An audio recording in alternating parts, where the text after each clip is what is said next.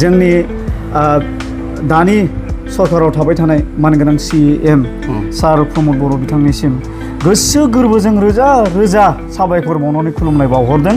माखासे जोंनि थांखांनाय गभर्नमेन्टनि सिगाङावबो जों फोरमायदोंमोन, नाथाय माखासे खारनफ्राव हाफुंजोबाखसै। दायो नैबे दा सोलिबाय थानाय सरकार UPPL सरकार, बे UPPL सरकारा जोंनि खावलायनाय लेखा, जोंनि मेम'रेन्डाम लेखा बिथांमोना खोब मोजाङै सिन्था खालामनानै एक्सेप्ट खालामबाय।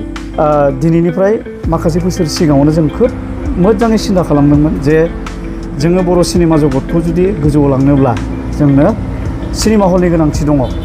जों जिथु आर्टिस्ट, एज ए आर्टिस्ट हिसाबै जोङो बिसानि सिङाव थाजोबो। दा बे समाव आङो बिसानि सासे बुंथिगिरि सेन्ट्रेलनि। दा बिसानि सासे बुंथिगिरि बे पदखौ मोनैनि सिगांनिफ्रायनो जों बिसायाव दंबाय थाखायो।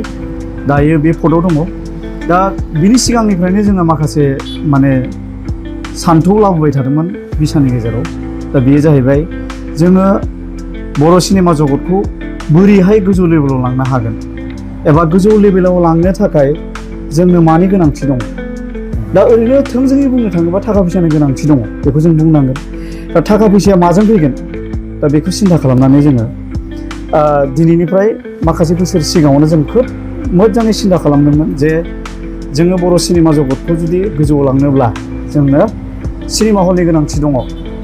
दा बे हलनि सोमोन्दै जोङो सिन्था खालामनानै सिगांनि माखासे जोंनि थांखांनाय गभर्नमेन्टनि सिगाङावबो जों फोरमायदोंमोन, नाथाय माखासे खारनफ्राव हाफुंजोबाखसै।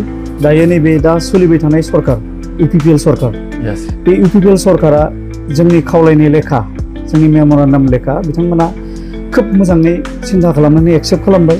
बिनिफ्राय एक्सेप्ट खालामनानै गिबि स्टेपावनो 6 खान जोंनो माने सिनेमा हल होगोन होननानै जोंनो खोथा होबाय।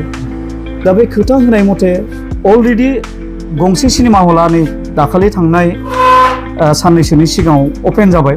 बेखौ जों माने मोनसे गौरब साननानै लादों आरो। दा बेनिखायनो बेफोरबायदि प्रपार्टिस जों मोननायनि थाखाय गिबियावनो आङो गहपुर डिस्ट्रिक्टनि सासे महरगिरि जानानै आरो लोगोसे सेन्ट्रेल बिसानि सासे मावथि जानानै आङो जोंनि दानि सरकाराव थाबाय थानाय मानगोनां CM सार प्रमद बर' बिथांनिसिम गोसो गोरबोजों रोजा रोजा साबायखर बावनानै खुलुमनाय बावहरदों एज ए गहपुर डिस्ट्रिक्टनिफ्राय। दा जोङो फैबाय थानाय समफ्राव जोंनि गहपुरावबो गंसे सिनेमा हल गोलैदों होननानै अलरेडि जोंनि खोमायाव हाबफैबाय आरो अलरेडि जेनेबा प्लेसखौबो जोंखौ सेलेक्ट खालामनो होदों।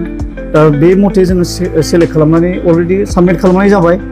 दा बियो फैगौ समफ्राव बेखौ आबुं जानायखौ जों हास्थायबाय आरो बेजों माने गोबां जों मोनसे आर्टिस्टफ्रा थांना थानायनि राहाखौ मोनगोन होननानै जोङो माने सरकारनि सायावबो आरो रायजोफोरनि सायावबो जों आसा खालामबाय आरो।